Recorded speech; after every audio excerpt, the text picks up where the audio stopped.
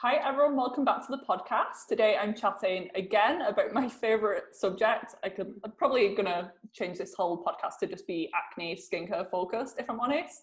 But my guest is a really exciting guest. Her name is Sophia Ruiz. She is a holistic, research-obsessed esthetician and founder of a botanical skincare line.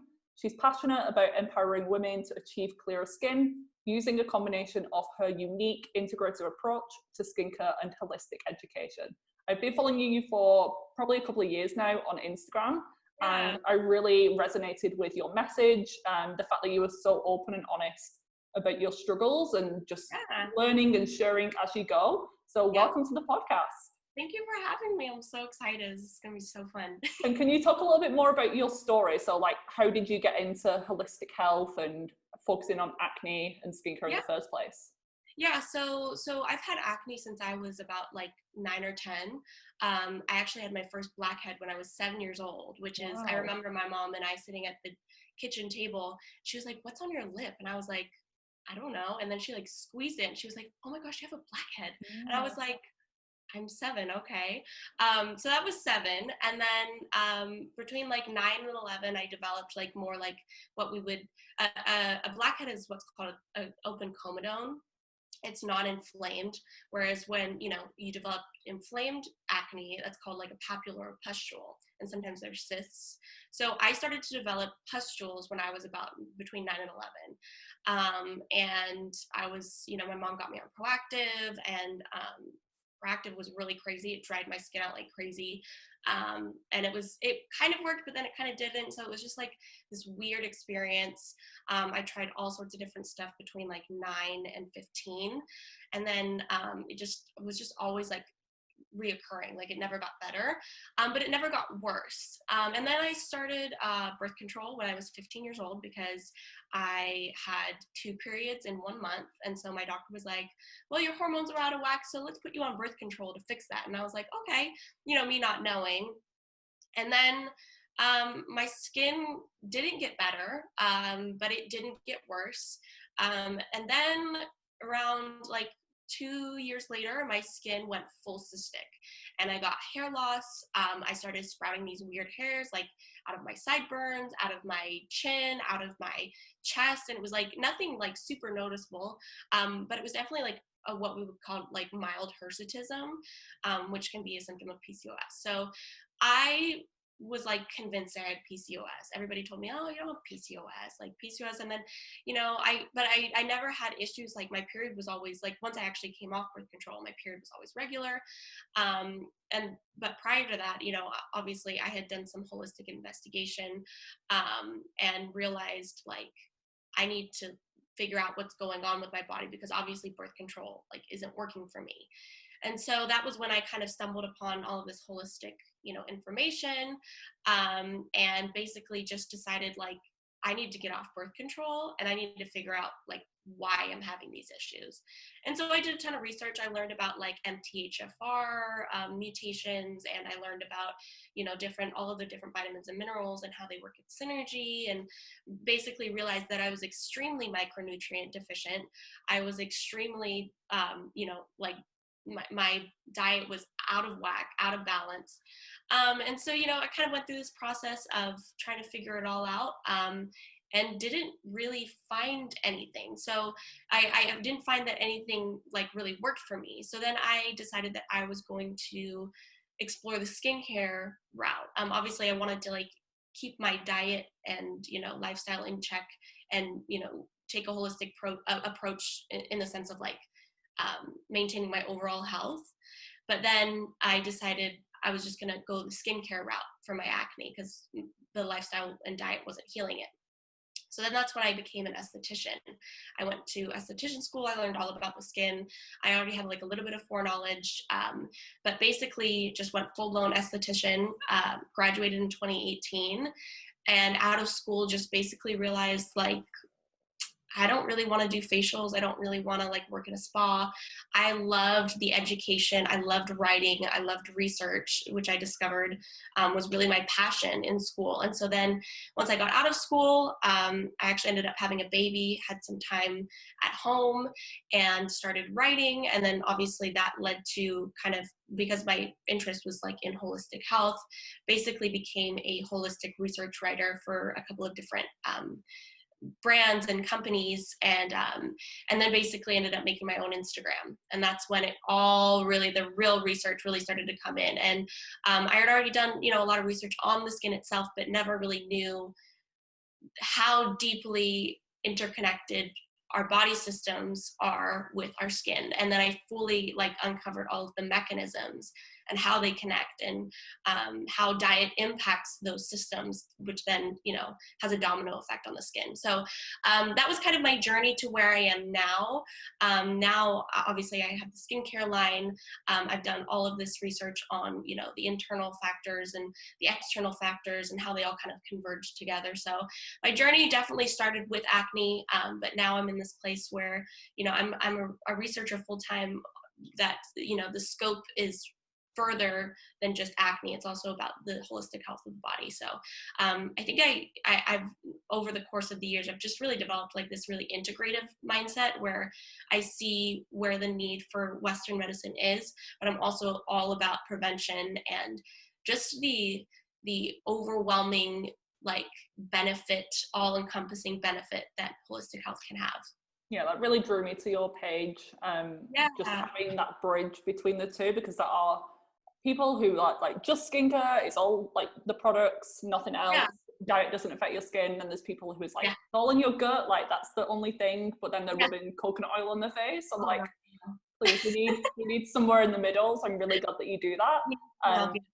Acne is like very complex. So we're both like clever people. We're smart.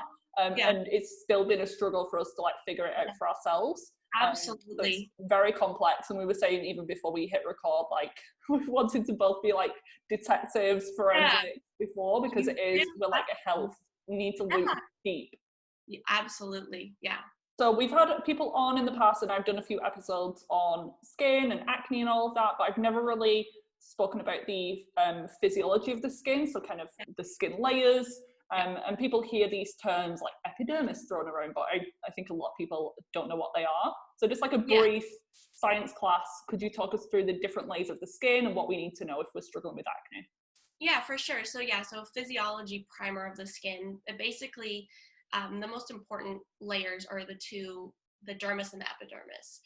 The dermis is like where the blood supply is, where your immune cells come from, and basically it's the most connected to your inner body. It's where all of the nutrients are supplied to your skin.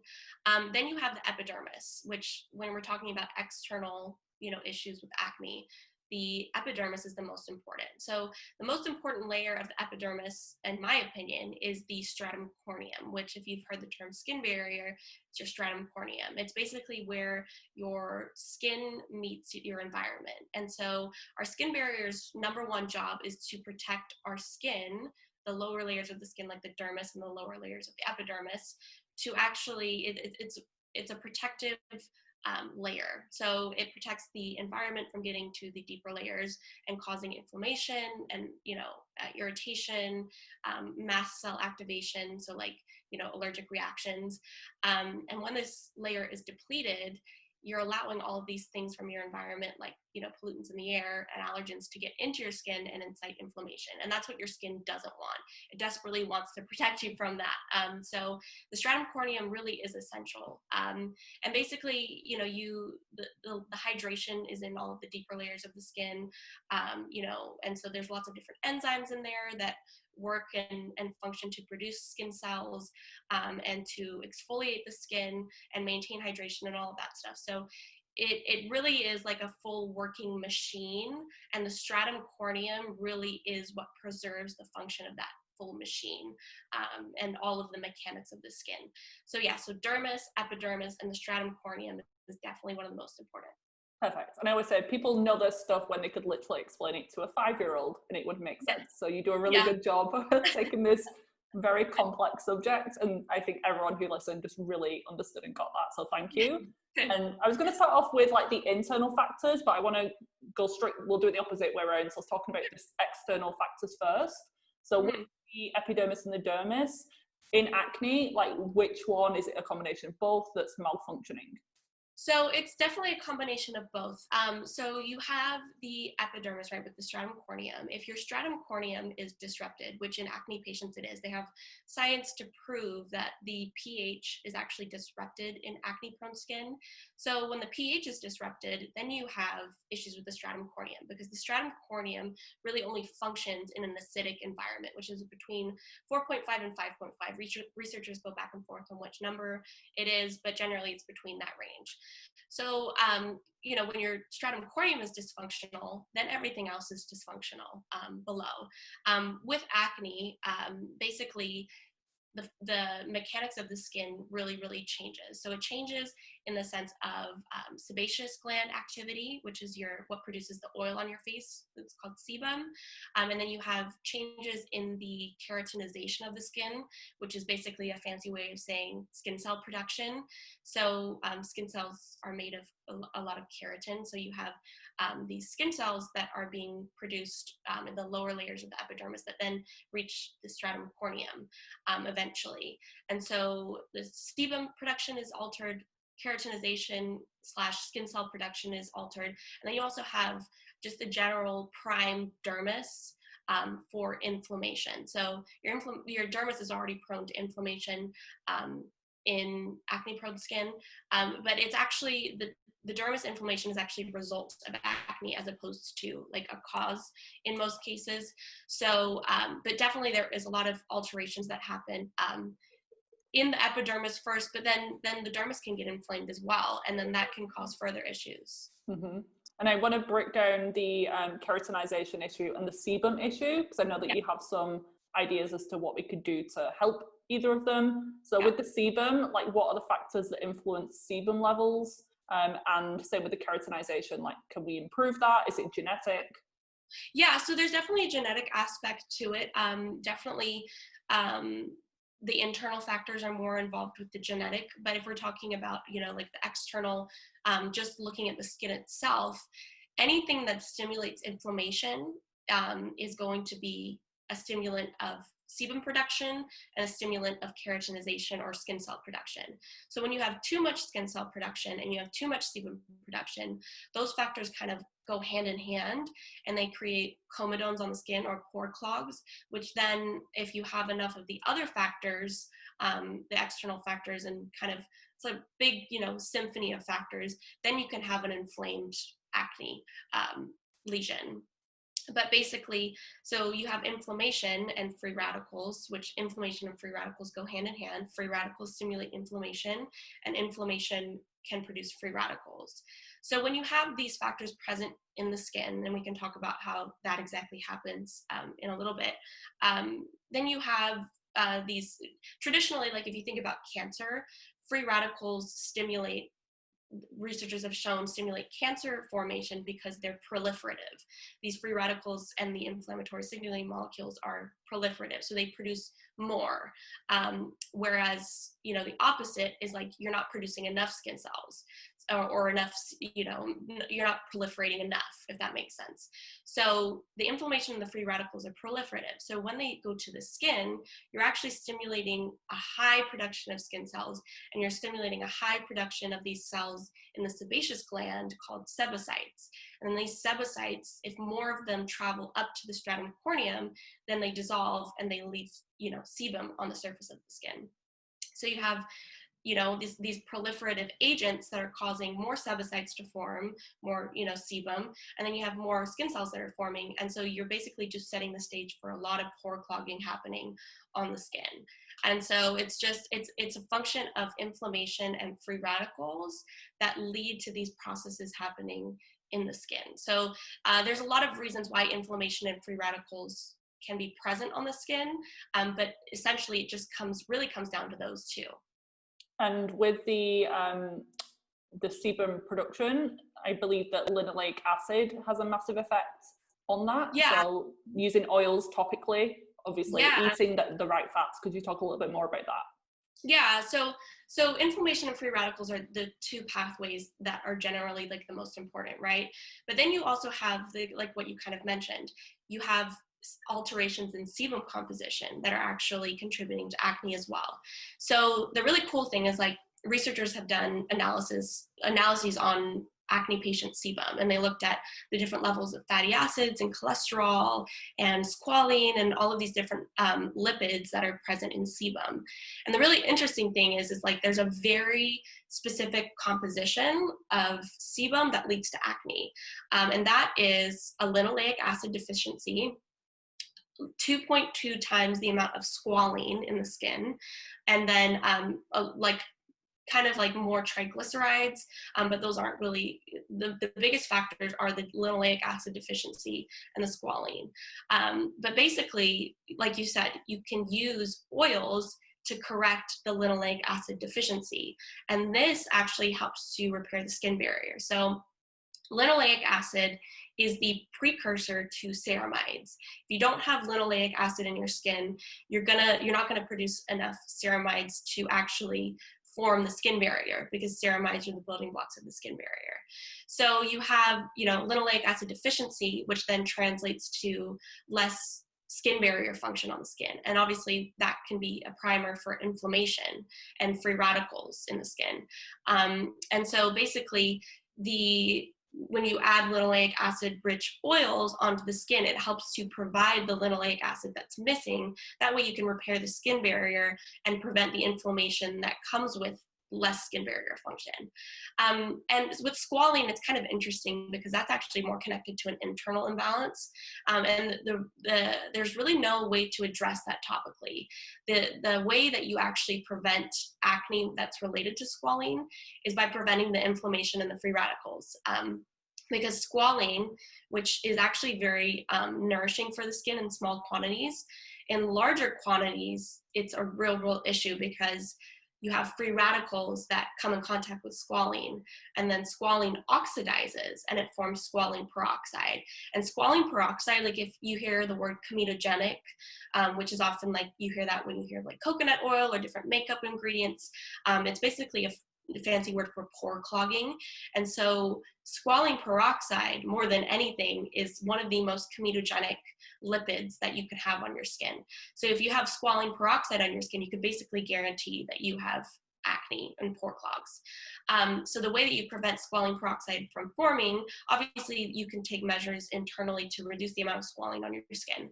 But if you don't know why it's happening, or you can't address it and it's just like not really working, you have to just mitigate that those free radicals and that inflammation to prevent that squalene peroxide from forming. And how does the squalene differ from the squalane oils that people can put on the skin? Yeah, so that's a really important differentiation. Squalene is highly susceptible to oxidation, whereas squalane is very resistant to oxidation. You can heat it like a ton and it won't oxidize. Squalene, on the other hand, will form a peroxide very easily. And is squalane one of the oils that you would recommend? Yeah. What are some other of the high linoleic acid oils that you would?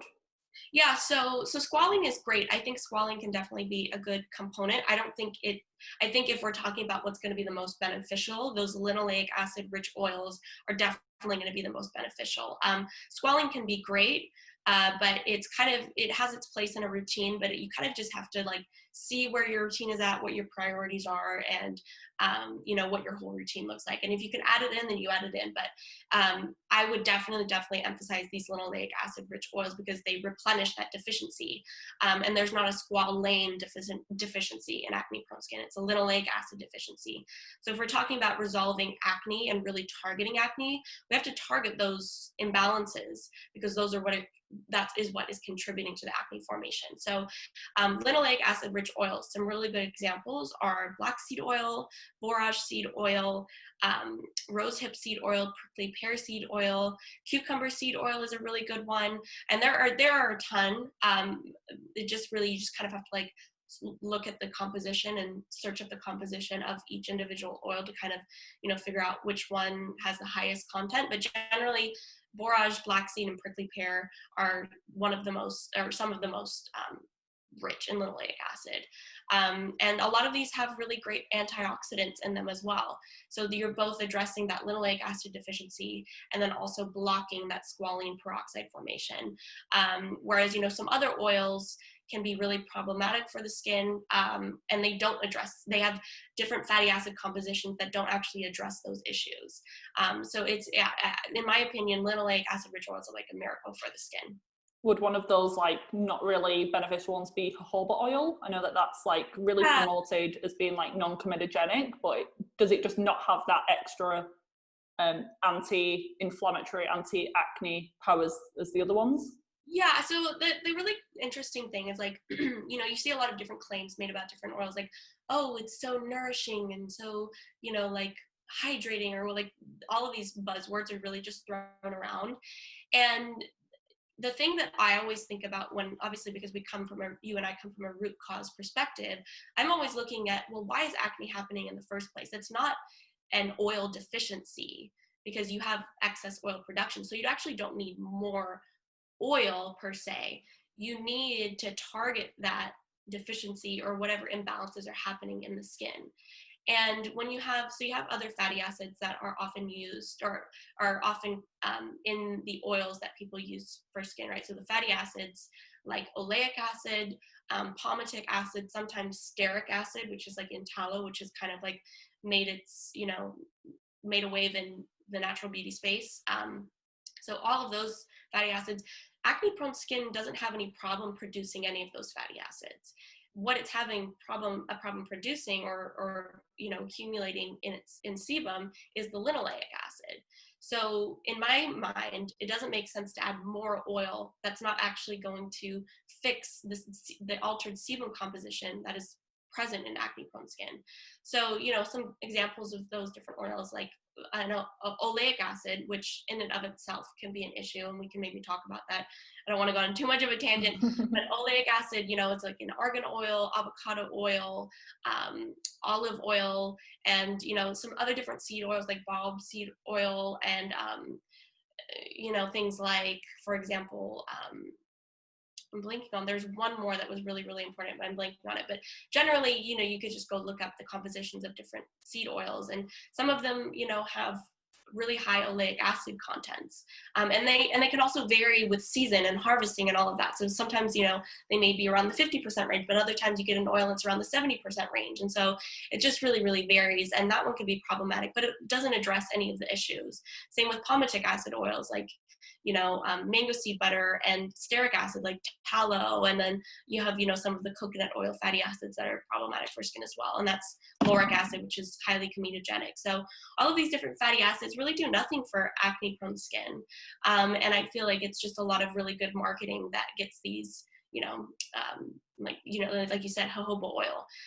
It's non-comedogenic, but it doesn't address any of the imbalances in acne-prone skin. So lots of really good marketing going on, and nothing actually like about biocompatible skincare that really addresses those root issues. Definitely. And once one brand starts offering a product, everyone else, they don't really do their research. They're like, oh, that must be good. Let's just make our version of it.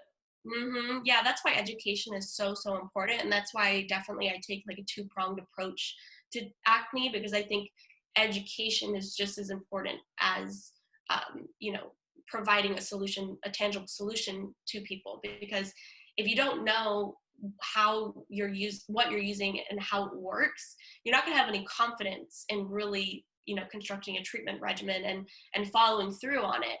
And a lot of times, different treatment regimens, obviously there's definitely wrong treatment regimens, but you also need to give time to a treatment regimen to see results. We kind of talked about before we started, like, your skin has it's like a 21 to 28 day resurfacing, rate, where the skin cells turn over. And then obviously, like your hair is the same way. So it can take time to actually see results with your skin and your hair. Some people see results very quickly, but other people, it's like, it just takes time. So having that confidence in a treatment regimen through education is also really, really important. And I feel like it just dispels all of those marketing issues, because you're an empowered consumer and you know what your skin needs. Yeah, so putting that in the mind of the person beforehand that it might take time. Don't switch things up every other week because you could be on the right track and then you just throw in something else and derail your efforts. Totally. Don't make the mistakes that we've made over the years. Like 1,000 times. Just learn from our mistakes. And what about fungal acne? So that's like a really big thing right now as well. And one of the top recommendations for that is like avoid oils at all costs. Yeah. So it's really interesting because there's really no differentiation between fungal acne and what they would consider bacterial acne. Both P. acnes, which is the bacteria that drives acne or has been identified to be associated with acne, we actually don't know if it's a causative agent in acne.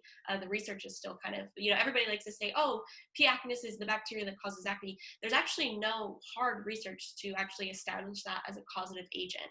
And, then you have the fungal acne. When people refer to fungal acne, what they're really talking about is malassezia. The really interesting thing is like malassezia and P. acnes, they both feed off of lipids, oils. So when people say, oh, oils aren't good for fungal acne, technically oils aren't good for, bacterial acne either. But you can see improvements in both cases with oils. And it really comes down to, are you addressing that deficiency in your sebum that is allowing these bacteria to overgrow? And there's slight differences in the way that malassezia and P. acnes grows. Like they have different, and I guess this is a way to like talk about the microbiome. They really work in synergy, and actually these bacteria aren't bad. It's just when they, like, if your malassezia is here, your P. acnes is usually here. But if your P. acnes is here, your malassezia is usually here, and they counteract one another to bring balance. So you actually have to look into the factors of why these bacteria are preferentially overgrowing one another. And sometimes that can be pH imbalances. Sometimes that can be changes in sebum composition. And like I said, that's why it's so important that you're identifying why this acne is happening in the first place. And whether you have, malassezia overgrowth or P. acnes overgrowth, it really comes down to looking at that linoleic acid deficiency and that squalene peroxide. Squalene peroxide is associated with both malassezia and P. acnes. So there's differences in how they develop because there's different regional differences, and sometimes there's differences in the way they present, like the way that the acne spots will look. But at the end of the day, there's lots of similarities, and so we can take a similar approach. And just because we don't know everything we definitely know more about bacterial acne than we do fungal acne. But from what we can tell based on skin analysis, they really aren't that different. So in the meantime, we can take a very similar approach. And oftentimes I find that the reason why people break out, what they say they have fungal acne and they break out with oils, is because they're using the wrong oils. So it's just really, there's really not much of a difference, and we haven't identified the minimal differences between the two. So in the meantime, we can definitely take a very similar approach. And I'm guessing some of these antioxidant oil, like antioxidant rich oils, like the black cumin seed oil, and some of the ingredients like rosemary that can be used in skincare, they have antifungal effects as well. So definitely. Choosing the wrong ones. Yeah, exactly. Yeah, so they definitely have like dual activities on the skin. You definitely don't want to get like too excessive with something like rosemary. Like I don't want people to think like if you like take rosemary oil and you put it in your hands and you put it on your face. Please don't do that. That's not going to be actually the really like the interesting thing about when we use when we use any medicine, right? Like whether it's Western or herbal or whatever, you have these biphasic kind of what we call biphasic. So, something might be beneficial at, one level, but really harmful at another. And so the thing with things like rosemary and oregano and tea tree and all of these things that, have these antibacterial, antifungal properties is that for them to actually be effective at killing the bacteria on your face and, kind of counteracting acne and blocking acne formation in that way, you have to use them at such high levels that it actually ends up disrupting the skin barrier because you have these what's called terpenes in these different, essential oils or extracts that contribute to the smell and the taste of these different extracts. But they are also what give the oils and the extracts their antibacterial, antifungal properties. And so you have to use them at very high concentrations. And then those terpenes actually have skin barrier opening properties. So then you're opening your skin barrier and kind of doing exactly the opposite of what you want to do when you're trying to treat acne. So the good thing though is that their antioxidant qualities are very, very effective and their antioxidant properties are very bioavailable on the skin at small quantities.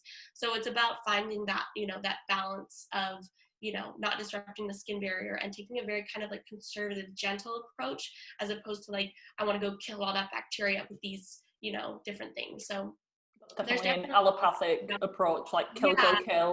Yeah, because you can then you can just end up causing more acne in the long run, because you have all these pollutants that are getting into your skin through the open skin barrier and just creating more inflammation. So it's just, it's all about balance and knowing how to use, different herbal extracts in the most gentlest form, but also in a way that's going to be effective. And that's why, different chemists are so, that's why chemists are making so much money. And, they're definitely like a long-standing profession, because they understand these percentages and the different usage rates and what they do at different percentages. And so it's definitely like homemade skincare. Sometimes that's why I say that, because it sometimes kind of scares me, because I'm like, you're just throwing a couple drops in your palm, not knowing you're making like a 5% dilution of this oil, essential oil, and then putting it on your face and disrupting your skin barrier. And that's why so many people get fed up with like, holistic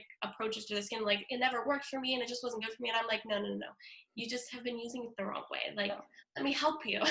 Don't rule it out completely just because you read like a Wikipedia. Yes. Yeah. Or like Wiki how to. Yeah, exactly. And just because something's good doesn't mean like more is better. Like water in excess can be toxic and fatal. Exactly. Or like can create photosensitivity and cause UV damage and predispose you to cancer. Like, there are definitely essential oils that do that topically at certain concentrations. You have to be super careful. Yeah, I cringe when I see people like drinking essential oils. I'm like, please don't. Or like straight on the skin. I'm like, oh God. Oh gosh, it's recipe for disaster. Yeah. And I'm interested with I'm having a look at the ingredients of your Clarity product, and you use vitamin or vitamin E as an antioxidant. Like, that's not one that's usually like chosen by brands these days. Usually it's like vitamin C, vitamin A. They're like more well known, I think. But why did you choose that one? So it's really interesting. Vitamin E is definitely well underutilized. And I think it's just because a lot of people are afraid of it. There are some studies that show that certain vitamin E molecules can be comedogenic. But the really interesting thing is like this is like, we're talking about one study that was performed in like the 1970s, and it took rabbit ears and they put, undiluted ingredients on rabbit ears. And if it formed a comedone, then it was considered comedogenic. Yeah, so, if you're putting 100% vitamin E oil on your skin, it's going to clog your pores, because oftentimes these oils are very, very thick. And so you have to take into account like the consistency of the oil, but also the properties of the oil and the fatty acid compositions of the oil. And if you're putting really super thick vitamin E oil, it's going to like stop oxygen from entering your skin. And then we start that process of like inflammation and free radicals, and then, pore clogs and all of that, right? So vitamin E, I think, is really underutilized, mostly because people are really scared of it because of this one, terribly done study. And, the interesting thing, like with the oil that I've created, it's a full spectrum oil, full spectrum vitamin E extract. So you have different molecules in the vitamin E family. Vitamin E is like a family, kind of like the B complex. People think of vitamin E as one singular molecule, but it's actually many. And so some of these different, like the alpha tocopherol is often the one that's used in skincare.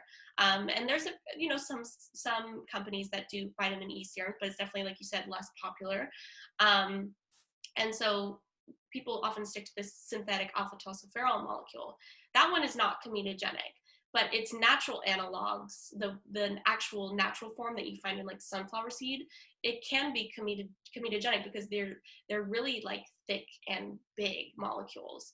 But then you have other of these different molecules that are in the vitamin E family that actually are smaller. They're, you know, they have a thinner consistency, and they actually work very differently. So basically, I use all of the high levels of what I know to be the thinner molecules, the smaller molecules. They have less comedogenic properties, and I stay away from all of the comedogenic ones. And they have the tiniest. It has the tiniest amount to work in synergy with these other molecules, such that it produces a better effect. Because when all of these molecules are working together on the skin, they work a lot better than if they're just on your skin alone. So I use enough of those other molecules to create a synergy effect without having them predominate the oil in a way that would cause pore clogging issues.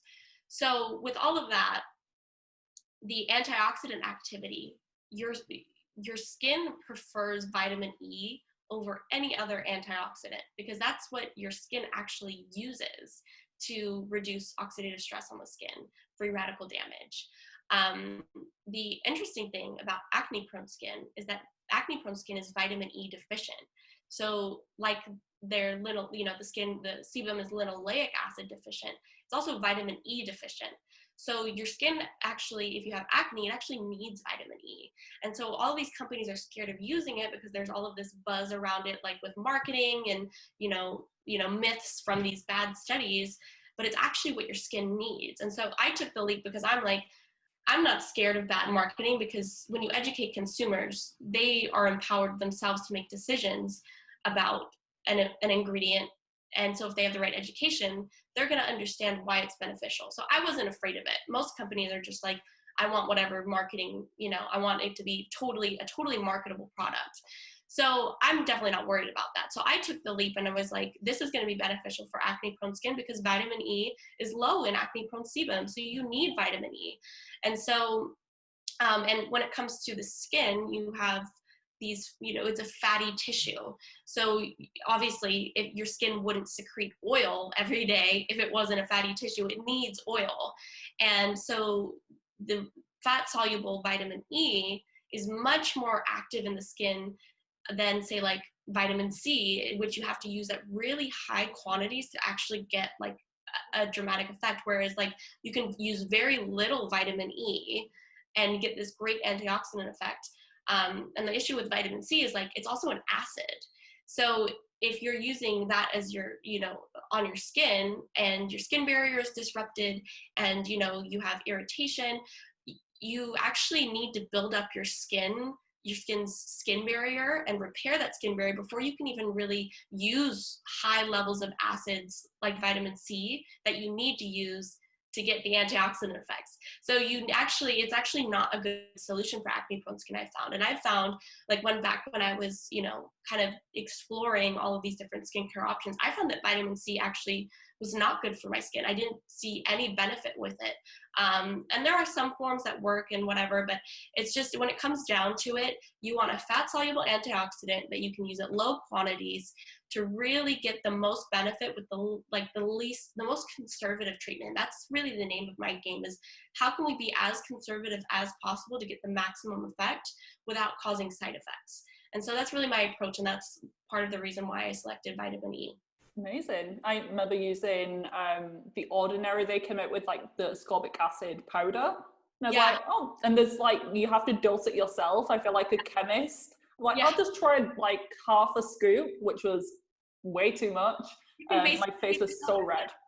Yeah, you basically gave a chemical peel, which, you know, like, chemical peels are awesome. And I think if you can utilize acids at high levels in a very professional way, they're very beneficial, especially in the case of acne. But the thing is like, all skin is really different. Some people have better skin barrier function, you know, with acne. Other people have less, you know, skin barrier function with acne. And so that can really contribute to your reactivity to acids. And if you're just giving yourself like chemical burns on your skin, that's not really what you want. You want your skin to be as healthy as possible. And so that means really meeting your skin where it's at. And oftentimes that means avoiding like high levels of acids on your skin. Obviously acids at lower levels can be really, really beneficial. But those, just for antioxidant activity, you don't want to put your skin through that. Mm-hmm. And companies like The Ordinary, they're great because they like offer really like cheap, affordable things and good products. Yeah, but people like use them too much. They combine things that shouldn't be combined and make problems worse. So I'd rather go to a company that has put the science in, knows what synergistic effects things have, what to not use alongside. Yeah, you can just purchase it and you know you're getting a good product and a good synergy. Yeah. And I just had flashbacks to when I must have been a teenager, just buying vitamin E soft gel capsules, popping them and like squeezing it on my skin, and it made my acne worse, but it was probably like the worst quality supplement ever. And I was like a thick layer on my face. So I admit that I've not used vitamin E topically since that moment, but you've convinced me otherwise. Yeah, well, yeah, I mean, like that's definitely an example of one of those more like thicker, higher molecular weight molecules that can be really like, you know, pore clogging for your skin, because comedogenic or the pore clogging nature of a certain ingredient is really determined by like the molecular weight. So if you have a high molecular weight substance, it's more prone to pore clogging. So I really tend to stick to those low molecular weight ingredients that are going to be just as beneficial, and they all work together, but you're using the least amount that you can possibly use with the least risk. And that product that I used was meant for like oral consumption. It wasn't even designed for skin. So I think I read it on some sort of blog post. I thought I'd give it a try, as everyone does. You, man, they will do that to you. And on Instagram recently, you've been talking a little bit about benzoyl peroxide, and people would be like surprised to see like someone holistic like you recommending a more conventional treatment. So why is it that you like that product? Yeah, so I think like I kind of mentioned, I take a very integrative approach to acne. I think that there are definitely cases where acne needs some kind of conventional help. So, you know, it's really interesting because, you know, you have people who will try out all of these holistic remedies, right? And they're like, my skin's not getting better, my skin's not getting better. And they will panic and they will jump all the way to like Accutane, antibiotics, topical antibiotics, systemic antibiotics, all of these really aggressive treatments that, you know, if you speak to some people, they have long-standing side effects. So like there was a meta-analysis done, which is like the highest, the gold standard of research, because it looks at all of these different controlled, you know, all of these different trials and all of these different studies that basically give you a really good idea of what the risks are with like, or the benefits with a certain, you know, product. So they did a meta-analysis on acne patients who had used both systemic and topical or one or the other antibiotics. And they found that these patients were actually at an increased risk of developing upper respiratory infections. And so even if you're just using, they say, oh, like topical, you know, antibiotic therapies, it's just topical, it's just local, it's not systemic, whatever. But they actually have profound effects on your immune system and your immune function. And so what the exact quantitative risk is in that case, we don't really know, but we know the risk is there. And, you know, same with Accutane. There's like oftentimes people will not go on Accutane because they're terrified of the side effects that can come with it, like bone pain and, you know, like all of these different things. And then some people even have long-standing side effects like, you know, autoimmune issues. And, you know, the incidence, you know, of that happening in research is not really clear, but you talk to a lot of people, they're like, you know, I developed an autoimmune condition after taking Accutane. And so, you know, there's those issues, right? So people jump from doing like just holistic all the way to like Accutane and antibiotics. And so you have, you know, these people that, you know, jump from one to the other. And I think, you know, there are definitely cases where, I think there's 4 pathways to acne. I've established these 4 pathways. So you have the free radicals and the inflammation, and then you have the sebum composition, but then you also have cases, which we were talking about the mold toxicity before. You have cases where people's antibacterial action on the skin is actually very impaired. So your skin's immune system normally does a really good job at keeping bacteria from overgrowing. But if you have immunodeficiencies that prevent you from actually killing that bacteria on the skin, you're going to keep breaking out. So, that can be because you have an autoimmune disease and you need immunosuppressant drugs. You have, mold toxicity in your home, and the mycotoxins are causing your immune system to downregulate. And, maybe you've even had, chronic bacterial acne for a long time, and now your vitamin D receptors on your skin aren't functioning the way they're supposed to. And vitamin D is a really key component of that antibacterial function in the skin and keeping acne bacteria at bay. So you have these kind of issues that can cause people to actually, need antibacterial help. And when we're talking about what's the most effective, what's the most research proven, what's the, something that people can really rely on, benzoyl peroxide is definitely one of those things. And so for the people who can't actually move out of a mold exposed, move out of their moldy home and reduce their exposure, or can't afford to, get all of the supplements that are required to detox effectively, or you have people who are on immunosuppressant drugs who can't get off those drugs because they would risk their life doing so, those people need what I like to refer to as an antibacterial surrogate. So you actually have to replace that antibacterial action in your skin with an antibacterial, and benzoyl peroxide is a really, really good solution for that. And so, but in terms of looking at the spectrum of acne treatments, right? So you have the more holistic remedies, the more conservative therapies, and then you move to more acids and chemical peels, and then you have benzoyl peroxide, and then you move to the topical systemic antibiotics and then Accutane. And in terms of looking at the spectrum of things, benzoyl peroxide, in my opinion, I think it's absolutely worth giving a try way before you try Accutane or systemic antibiotics or topical antibiotics, because these have potentially long-standing side effects, whereas benzoyl peroxide doesn't. And you can mitigate any potential issues with side effects by using the right full routine and counteracting those negative side effects. So a lot of people like to jump from here to here, and I'm like, well, no, just try here first, because you're going to really save yourself a lot of, potentially, worse issues in the long run, just by seeing if you can go with a more conservative therapy like benzoyl peroxide. So in my opinion, I like to take a very integrative approach. I think that if you need conservative treatment and help, benzoyl peroxide should be the first place you go. And I totally agree with not being totally against pharmaceuticals or anything like that, but I always want to avoid hormone disrupting chemicals and parabens and SLS in my skincare just personally. Sure. So are there any good drugstore over-the-counter benzoyl peroxide products that are pretty safe to our hormonal health? Yeah, so I haven't seen any benzoyl peroxide treatments that contain parabens in them, for example, because the great thing about benzoyl peroxide is that it's actually a antibacterial agent. So parabens that you mentioned are a preservative, and they're a very effective preservative, which is why they're often used in more conventional products, because they're kind of like a foolproof preservative.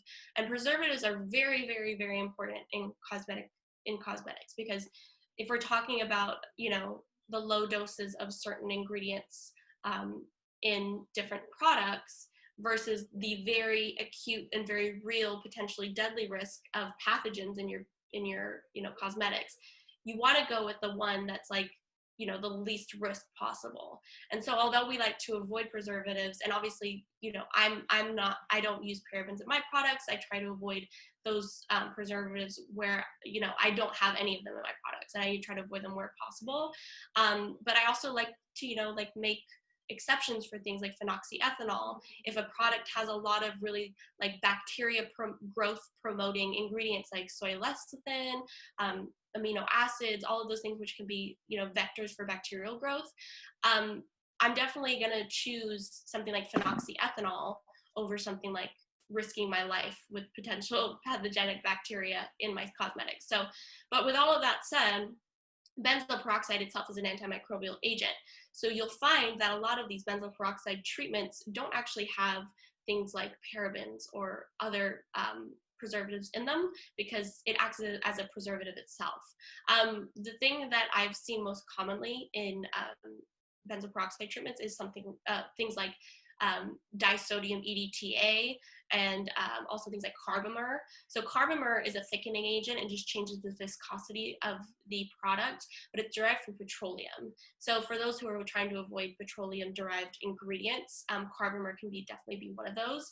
And then there are things like disodium EDTA, which I mentioned, which is a chelating agent. So it actually binds to heavy metals. Like if there's any heavy metals in the water that they use to make the cosmetic, disodium EDTA is going to actually bind to those heavy metals and prevent them from being absorbed systemically.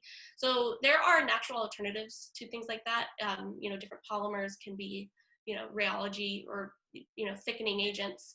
And then you have, things like phytic acid, which is a natural chelating agent that can be used in place of disodium EDTA. I am not 100%, like off the top of my head, I can't think of a product that uses those alternatives or the exact ingredients in all of the different benzoyl peroxide treatments, but there are definitely like a wide range available. The biggest thing you want to look for though when you're getting benzoyl peroxide treatment is that you're going for a 2.5% as opposed to like a 5% or a 10%, because those are often like the percentages that are available.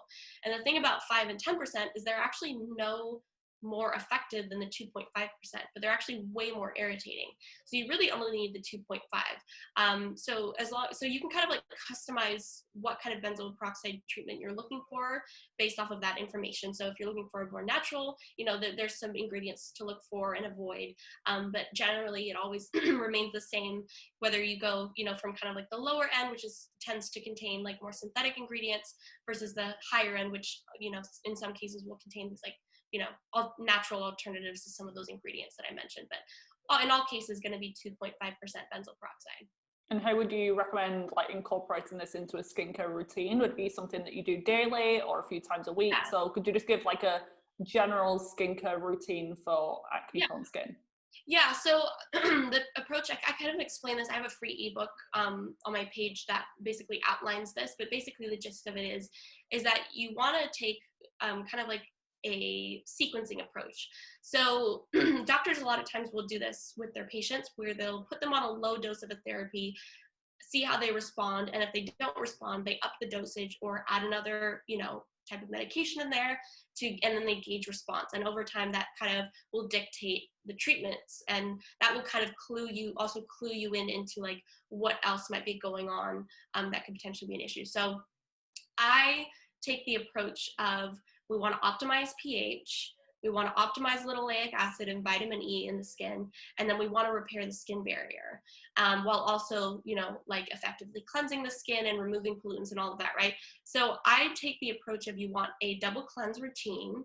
That's a staple in every routine, which essentially you take like a cleansing oil product, which can be, just like your standard oils that you have around the house, and then you just, you massage it in and then you wipe it off and then you follow up with a cleanse. But I really, really like oil to milk cleansers, where you pump it into your hand, you massage it in, and then you just rinse it straight off. It turns into a milk when you rinse it off. And I think that's a really great way to perform a double cleanse, which is essentially just 2 cleanses. So you start with that oil to milk cleanser, preferably, and then you move on to just like your standard, like what everybody would know as a cleanser, a standard cleanser. It's kind of maybe a little bit foamy, and this is going to help remove all of the kind of debris from the oil that you just put on, and then it's also going to actually deep cleanse the skin. And there's a lot of misconceptions about cleansing. Some people think like, oh, cleansing is harmful because it strips the skin. In actuality, you have pollutants and allergens and, all of these other molecules on your skin that actually need to be removed. Otherwise, they're going to cause inflammation over time. So the cleanse is actually a really important step. And it's so long as you are using a pH balanced, gentle cleanser with some really gentle surfactants. You mentioned SLS is one you want to avoid. And that is definitely one you want to avoid because it's very, very harsh and stripping, and it's very alkaline. Whereas you have some of these other, surfactants like decyl glucoside, cocoa glucoside. You have, things like cocamidopropyl propyl butane, which is a very gentle surfactant that can help you actually get those pollutants and allergens and irritants off of your skin, but they can also, you know, they don't do it in a way that is really, really stripping to the skin. So those two together, I think they remove makeup, they dissolve the pollutants, and then they remove all of it from the skin, right? So you're left with this clean, fresh base. Then you decide what you want to put on and nourish your skin with. In my personal opinion, I think linoleic acid oils are the best option, obviously because they're directly addressing that deficiency, and then vitamin E, because obviously addressing that vitamin E deficiency. And that together is going to help repair the skin barrier, which is going to prevent free radicals and inflammation from increasing on the skin. It's directly addressing those issues that we see in acne-prone skin. And then, you know, some people need a follow-up. They need like a ceramide cream. So ceramides, which obviously linoleic acid is what, you know, is the precursor to your ceramides. But some people don't actually, their skin barrier is so depleted that they need, you know, some help. So ceramide creams are really, really great in that respect. And I always like that, you know, when you have the oil on your skin, it's kind of just sitting on the surface of your skin. But if you layer an additional kind of like, you know, moisturizer on top of it that's like, you know, somewhat kind of thick, you put it on there and it just pushes all of that magic like deeper into the skin, because you're just essentially forcing it in through massage and these, you know, bigger molecules like pushing it in. So I like to use a ceramide cream, and that's what I recommend to all of my, you know, kind of followers and readers. And I've seen a lot of success with it, and ceramide creams are just amazing. So you're basically repairing the skin barrier, giving your skin the nourishment it needs, and then you have this cleansing routine. So those are like the staples in any routine, right? So if you follow that routine for 2 months and you still, you know, maybe your acne improves, maybe it doesn't. If your acne doesn't improve, then that kind of signals to me like, hey, even in under optimal conditions, your skin is still having a lot of trouble maintaining the bacterial load on your skin. Because we don't want to reduce the bacteria too much, but we also don't want it too high, because that both ends of the spectrum will cause issues. So your skin's having trouble maintaining its bacterial load. What can we do to fix that? So then we add in benzoyl peroxide. We maintain all of the other the rest of the protocol, because the vitamin E is going to counteract any free radical damage that could potentially hasten aging as a result of using benzoyl peroxide. So the vitamin E counteracts that. And then benzoyl peroxide can also kind of mess with the skin barrier, but that's easily counteracted by using a ceramide cream. So you get all of the antimicrobial benefits of benzoyl peroxide, but then you actually, you have all of the side effects mitigated by all of these different other ingredients that are in your whole skincare routine. So I like to take that approach where you start with the base routine, you gauge how your skin kind of functions, and that's the most conservative routine. If you don't have to introduce a more conventional treatment like benzoyl peroxide, then that's amazing. But if you do, you know, then you have that option too, and you have the ability to counteract any negative side effects. Perfect. That was so great. I'm going to include the guide that you mentioned as well in the show notes for anyone. Yeah. I'm guessing people are going to want to check that out. Yeah. And you're right. People read benzoyl peroxide causes premature aging and it's so disrupted, and they just like rule it out completely. But I'm like, you can counteract some of that with other products. So it's never just like yes or no. It's like everyone's individual, like how much you're using it, the percentage, as you stated. Yeah, and sorry, I forgot to mention how often to use it. So you start off usually once a day to kind of like introduce your skin to it, and then you can bump it up to twice a day. Some people don't necessarily need that much, and some people, you know, may not even need it long term. People that may need it long term are people like who are still living in a moldy apartment. You know, people who are on immunosuppressants currently may benefit from something like benzoyl peroxide long term. Whereas if you have the chronic bacterial acne that is dysregulating the immune system on your skin, you can actually, you know, use it for like 3 or 4 months and then slowly taper off of it and see how your skin kind of, can it maintain, you know, its antibacterial action. And then if it doesn't, you know, you kind of reintroduce it and see the signals to me that there's deeper issues like, you know, mold toxicity. So, but yeah, generally between once to twice a day is sufficient. Great. And I do want to chat a little bit about the internal factors. So the people listening have already heard me talk about like PCOS and high androgens and solutions for that, gut health and how infections, parasites, SIBO, low stomach acid, poor bile flow affect the skin. So we'll kind of skip over that. I'll just give like the reminder, definitely start there. But there's 3 areas that I wanted to ask you about because again, they're not really spoken about. So the first one is the fats that we eat, so the healthy fats. So obviously, like applying topically can be really useful, and obviously it influences the sebum production and the sebum quality with like the diet that you have. But there's a lot of, especially like this year, last year, a lot of fear around PUFAs, polyunsaturated fatty acids, and like a very overemphasis on saturated fat as like the cure-all. So please could you clear this up and chat about like why we my favorite topic. So I've definitely been like a hardcore like ride or die, let's dispel this PUFA myth person.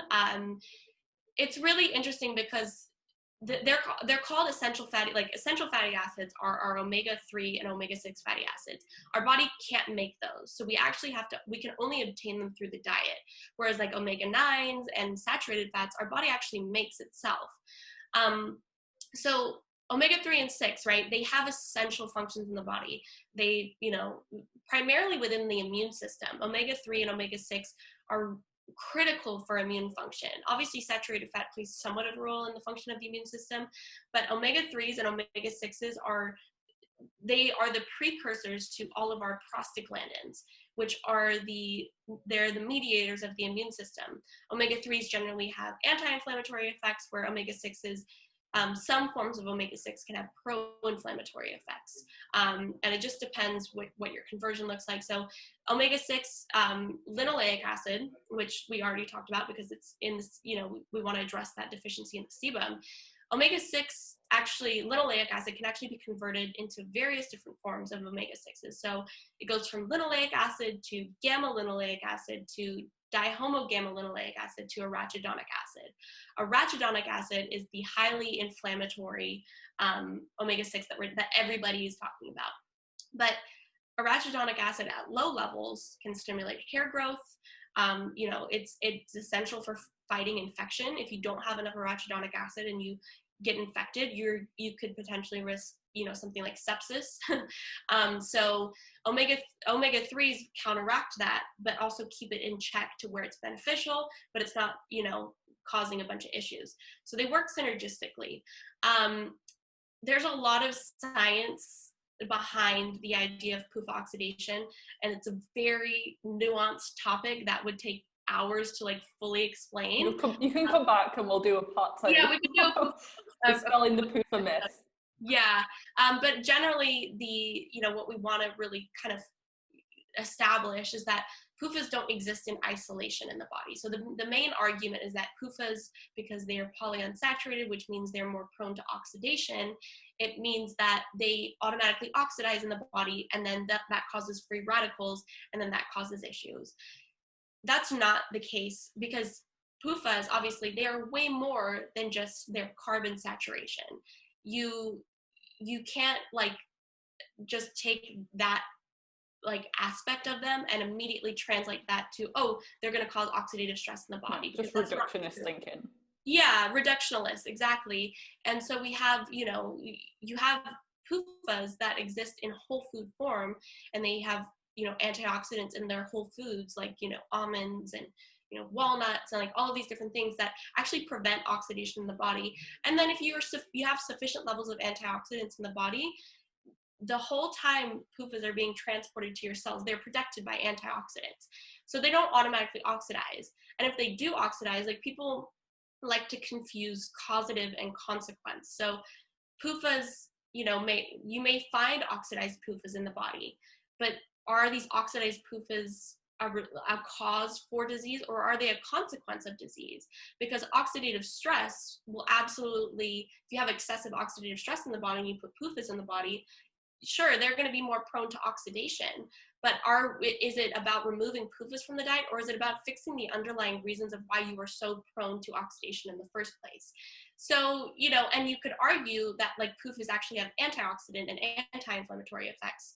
So they're actually going to help counteract some of that oxidative stress. And in some cases, inflammation and free radicals are a result of PUFA deficiency, omega-3, DHA, and EPA deficiency. And then also you're converting too much linoleic acid to arachidonic acid, as opposed to these anti-inflammatory dihomo-gamma-linoleic acid forms. So it's a very nuanced topic. I'm sure I'm probably just confusing a bunch of people with all of these big words, but yeah, it's a very, very nuanced topic. And as it relates to acne, obviously when we put omega-6 into our body, the linoleic acid gets transported from our gut into our blood through our lipoproteins and then to our skin, right?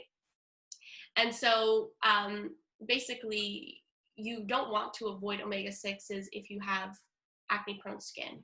You just want to make sure you're eating omega-6s in the right ratio to omega-3s, which is between like a 3 to 4 times more omega-6 than omega-3s. So you want to be within that kind of ratio, and that will allow sufficient linoleic acid to get to your skin and also prevent arachidonic acid from stimulating inflammation. So that's really, really important.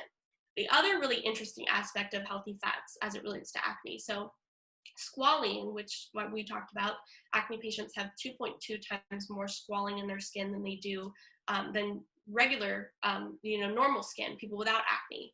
And the really crazy thing is, so squalene is a precursor to cholesterol. And so cholesterol, when you have higher cholesterol levels in your blood, which studies show that acne patients do, they have higher levels of the LDL cholesterol, which is what takes cholesterol from, your body and then takes it to your skin and like deposits it in the sebaceous gland. So then you have, more of this cholesterol being transported to your skin. Well, the enzymes that create cholesterol from squalene, when there's lots of cholesterol being pushed into the sebaceous gland, it actually shuts down cholesterol production in the sebaceous gland, because your sebaceous gland is like, whoa, I'm getting too much, cholesterol from my body. I don't need to make any. So instead of the squalene being converted to cholesterol in the sebaceous gland, you actually have this squalene that is just staying as squalene. And so that obviously creates the potential for acne. So there's a lot of debate around why cholesterol increases. Saturated fats have been shown to increase LDL cholesterol. They also, in some cases, can increase HDL cholesterol, which is the lipoprotein that takes cholesterol away from our skin. So we want to take cholesterol away from our skin, so that way the squalene levels can actually reduce as they get converted to cholesterol. But in general, saturated fats I've found can be problematic for acne. For that reason, like potentially there's the case to make that they increase LDL cholesterol. But then there's also, the issues with PCOS, right? So we have PCOS, people with PCOS generally have higher LDL levels of cholesterol. But they're also more prone to making androgens from saturated fat consumption. So saturated fat has been shown to actually, in an isolated form, has been shown to actually ramp up androgen production in people with PCOS. And so but that's just a very unique thing to people with PCOS, there may be other, pathologies that have that same issue, but that seems to be a very unique issue to PCOS, where saturated fat increases these androgens, which we know is connected to acne.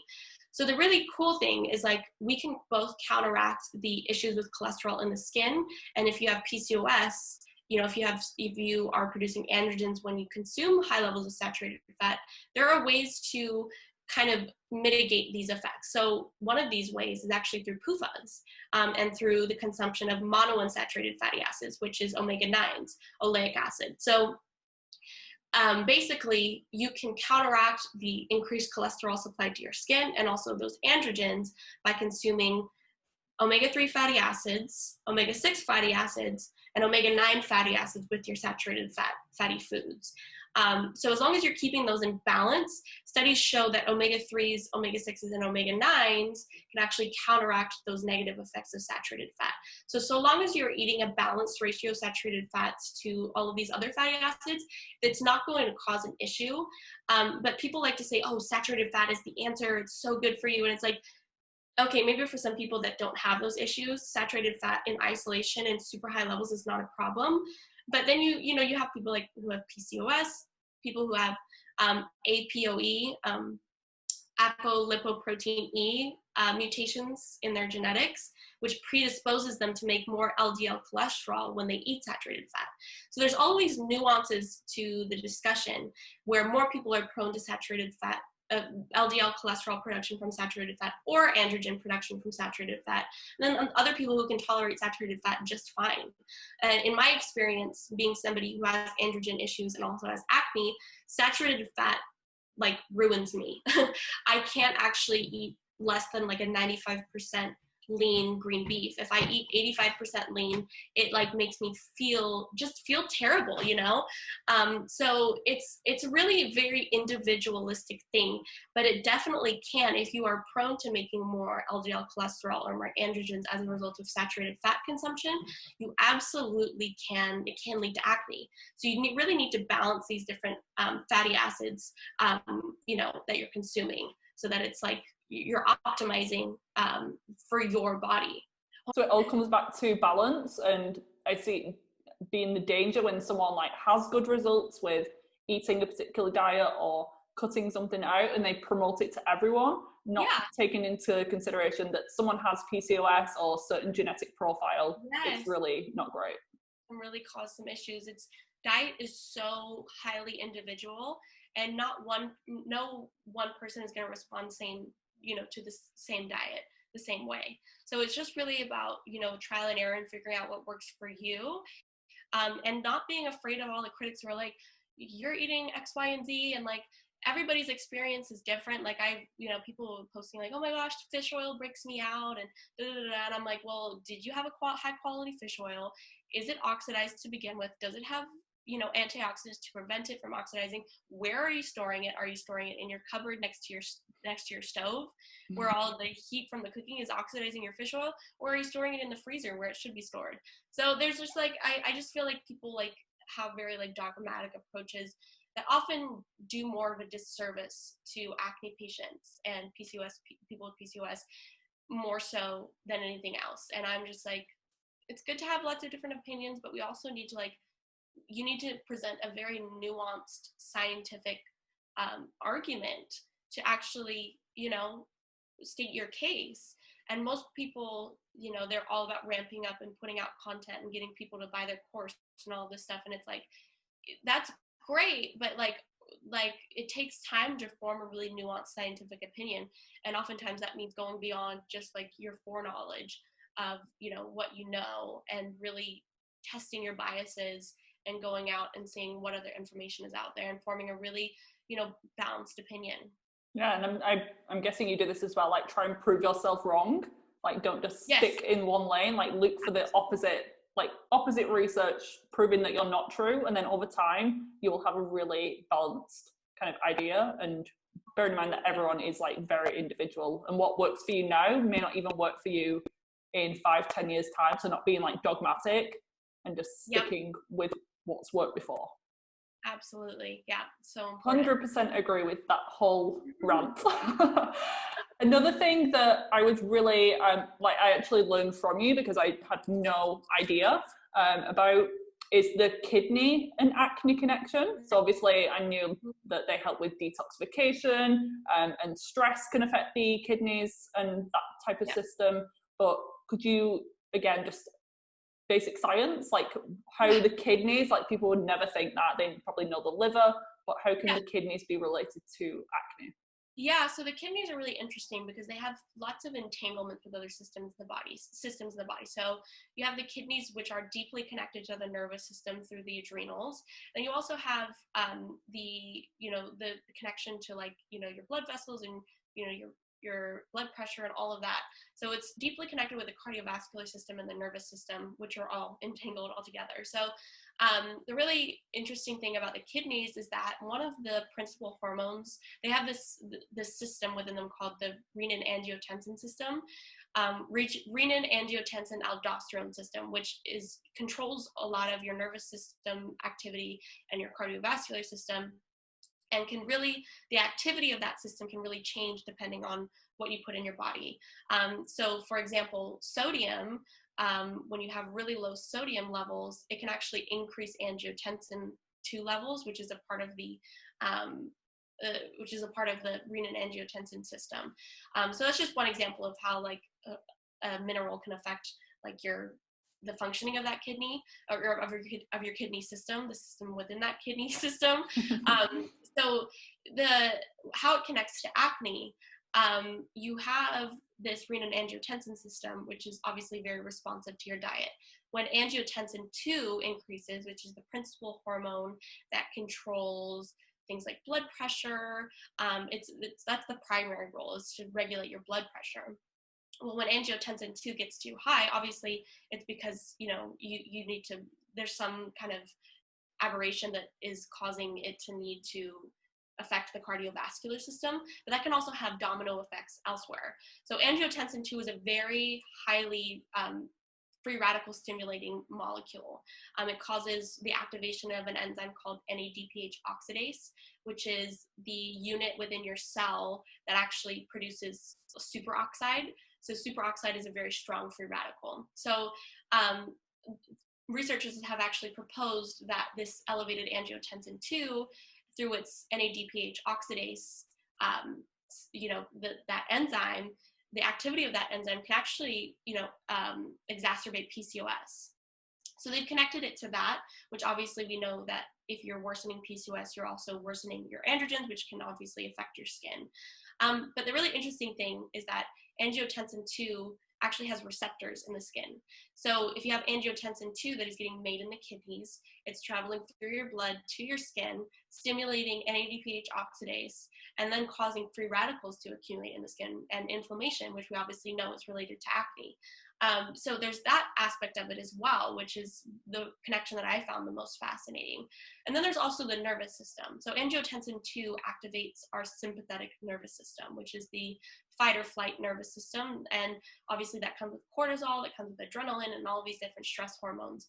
And cortisol, when cortisol gets elevated, it can stimulate oil production on the skin, but it can also just mess with the functioning of the nervous system. So when stress increases, you have what's called substance P. So substance P, when it increases as a result of stress, you have the activation of mast cells. So substance P activates the mast cells, and that causes inflammation, which then leads to all of the different things. So you have 3 different pathways by which your kidneys actually connect to your skin. It's through the androgens, the potential theoretical possibility that angiotensin 2 could stimulate androgen production potentially, or exacerbate it. Then you have obviously the direct connection to the skin, and then you have the connection to the nervous system, which can lead to inflammation in the skin via substance P, which is just like a little neuropeptide. So I found the connection fascinating. So like for people who drink lots of coffee, who are constantly depleting their minerals, like me, you can potentially, your angiotensin 2 levels might be elevated, and this can potentially be, activating all of these pathways that lead to acne. So it's really the king nutrient in that aspect is really minerals, because your kidneys are like a mineral machine, and they process minerals and all of that stuff. So your minerals really affect your angiotensin 2 production. And what about with diet? So what are some of the foods that are mineral rich? And with the salt, like with people with salt, I think they're getting better. They're not as fearful of salt, but there's like different types, like the pink salt, the Celtic salt. What would you recommend to like restore minerals? And are the antioxidants from diet the same ones that you would apply topically? So like the black cumin seed, the vitamin E, or the other ones? Yeah, so there's definitely, so like mineral rich foods, I would definitely well, I can't really recommend anything, but salt is amazing. I think salt is really, really amazing. And obviously the kosher kind of like table salt has been demonized, but real true salt, you know, like Redmond salt or Celtic sea salt or Icelandic sea salt is packed full of other minerals like potassium and magnesium that really balance out the sodium action, which is what you want. You want to consume all of your minerals in a very balanced way. You know, your sodium and your potassium and your magnesium should all be balanced. And salt can be a really great way to do that. In fact, if you're not getting enough sodium, if you're severely sodium depleted, that can cause angiotensin 2 production. So you want to make sure that, you know, you are consuming enough sodium in balance with these other minerals. And, you know, like you kind of mentioned, salt is a great way to do that, really high quality salt. And then other sources of, you know, minerals like magnesium. You know, cacao powder is a really good one. Avocado, nuts and seeds, which also have the omega-6 linoleic acid, as well as some of those omega-3 fatty acids, are really, really great because, you know, they're kind of like killing two birds with one stone. You're getting all of your minerals and then some fiber, which is good for your gut. And then you're also getting, you know, that omega-6 linoleic acid. So all of those are really, really great examples. Cacao powder is really high in, or just cacao in general, whether dark chocolate, cacao powder, cacao nibs are all really high in magnesium. So those are, you know, some really good examples. And obviously if you're deficient, you can supplement, you know, with, I find that you can't supplement with sodium or potassium, but obviously magnesium is a really popular supplement. And the most important in that context is, you know, getting a chelated form. So you want to make sure that you're getting, you know, like a magnesium aspartate, magnesium orotate, magnesium glycinate, one of those. Or like an ionic magnesium is really cool too. But in general, like with antioxidants, like you kind of mentioned, the interesting thing is like antioxidants also downregulate angiotensin 2. So the antioxidants in hibiscus are really good for that. Antioxidants in various different herbs and, you know, vegetables and fruits, and like one of my favorite foods is wild blueberries and also aronia berries, which are super, super high in antioxidants and polyphenols. Green tea is another really great example. So all of those are, you know, you want to really focus on minerals and antioxidants in that context. So that's definitely what I try to focus on. I've never heard of aronia berries. What are those? Sorry, say it again? I've never heard of aronia berries. Yeah, aronia berries. They're kind of like the size of a regular blueberry, but they're like bright red instead of, well, so they look purple, but when you actually, their juice is actually bright red. They kind of taste like a cherry, as opposed to like, you know, like a wild blueberry, really has a strong blueberry flavor. So I'm Googling as we speak. They're definitely on my research list. Yeah, so like when you look at the antioxidant power of foods, they're usually measured by an ORAC score. And aronia berries are actually pretty high up on the list. The highest, though, is amla berries, which are like an Ayurvedic food that is often used in Ayurvedic medicine. Amla berry is awesome. It's very sour, though. Yeah. So, yeah. Usually the bad tasting stuff, usually the best for us. Always the best. Always the best. Well, I could literally talk to you all day, every day. We'll have to have you back on for part 2. I'm sure there's always like research coming out, and we did have a podcast scheduled like months ago, didn't we? But it was like timing wasn't great, and I think you had some stress going on. I'm actually glad that we've done it now, because I think you've only kind of learned a lot of this in the past year. So hopefully in the next year you might have some more stuff to talk about. So you're welcome back anytime. But you're literally like one of the smartest people I've ever spoken to. And can you tell everyone your age? Because I'm 22. Yeah. I'm 22. Yeah. I don't have a college degree. I mean, like, I don't have any problem saying that, because I know I've done my due diligence with my research. But yeah, I don't have a college degree. I'm just an esthetician who makes skincare products, but I love me some good, nuanced, high quality research.